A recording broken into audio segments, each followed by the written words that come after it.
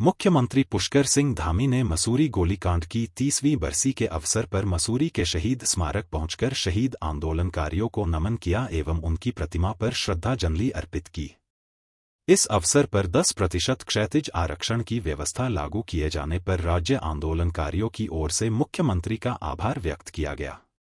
मुख्यमंत्री ने कहा कि हमारे राज्य आंदोलनकारियों ने अपनी जान की परवाह किए बिना अपना सर्वस्व न्यौछावर कर दिया। उन्होंने कहा कि शहीद आंदोलनकारियों ने जो सपने उत्तराखंड के लिए देखे थे, उन्हें पूरा करने का कार्य राज्य सरकार कर रही है। उन्होंने कहा कि 1 सितंबर को खटीमा कांड, 2 सितंबर को मसूरी और 2 अक्टूबर को रामपुर तिराहा कांड हुआ। ये तीनों दिन हमारे राज्य के इतिहास में एक काले अध्याय के रूप में दर्ज हैं। उन्होंने कहा कि हम अपने अमर शहीदों के सर्वोच्च बलिदान को कभी भूला नहीं सकते। मुख्यमंत्री ने कहा कि शांतिपूर्ण ढंग से चल रहे आंदोलन को बर्बरतापूर्ण कुचलने का काम तत्कालीन सरकार ने किया। मुख्यमंत्री ने कहा कि शहीद आंदोलनकारियों का सपना था कि एक ऐसा उत्तराखंड बने जहां सबको समान अधिकार मिले।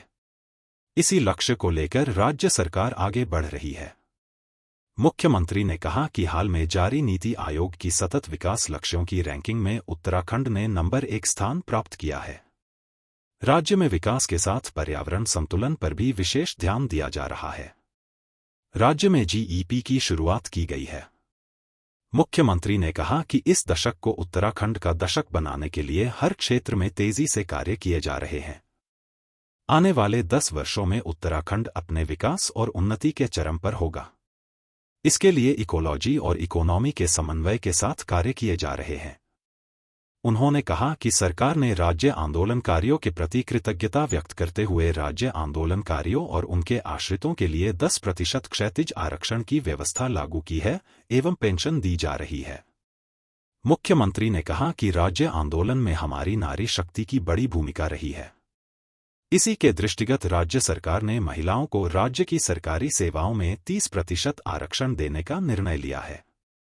राज्य में सख्त नकल विरोधी कानून लागू किया गया है।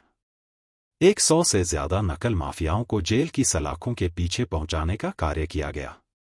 इसके अलावा राज्य में जबरन धर्मांतरण को रोकने के लिए कड़ा कानून लाने के साथ ही दंगारोधी कानून भी राज्य में लागू किया गया है। राज्य में डेमोग्राफी चेंज न हो, इसके लिए लैंड जिहाद पर कठोर कार्रवाई की गई। मुख्यमंत्री ने कहा कि राज्य में 16,000 से ज्यादा नियुक्तियां विगत 3 वर्षों में सरकारी विभागों में की गई है। उन्होंने कहा कि अभी एक ही दिन में राज्य पीसीएस परीक्षा 2021 का फाइनल रिजल्ट और 2024 का प्री का रिजल्ट जारी किया गया। इस परीक्षा में अधिकांश अभ्यर्थी उत्तराखंड के चयनित हुए हैं। मुख्यमंत्री ने कहा कि मसूरी के शहीद स्मारक में बलिदानियों के स्मरण में संग्रहालय बनाया जाएगा। हमारे राज्य आंदोलनकारियों के बारे में भावी पीढ़ी को जानकारी होना जरूरी है।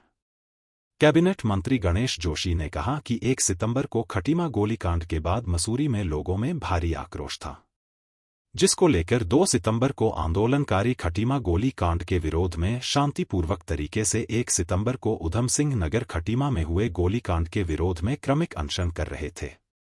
इस दौरान तत्कालीन सरकार के निर्देश पर पीएसी व पुलिस ने आंदोलनकारियों पर बिना पूर्व चेतावनी के अकारण ही गोलियां बरसानी शुरू कर दी, जिसमें आंदोलनकारी बलबीर सिंह नेगी, धनपत सिंह, राय सिंह बंगारी, मदन मोहन मंगाई, बेलमती चौहान और हंसा धनाई शहीद हो गए। उन्होंने कहा, अटल बिहारी वाजपेयी ने उत्तराखंड को अलग राज्य निर्माण में अहम भूमिका निभाई है।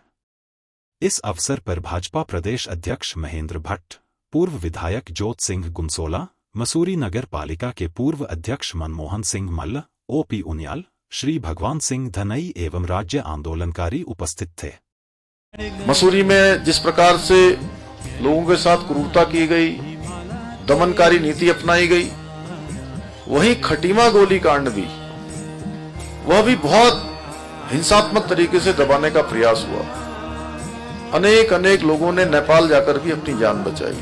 ये हमारे राज्य के इतिहास में एक काले अध्याय के रूप में अंकित रहेंगे कि राज्य हमको बहुत आसानी से नहीं मिला है, बहुत संघर्षों से मिला है, बलिदान से मिला है, लगातार लोगों के प्रयास से मिला है।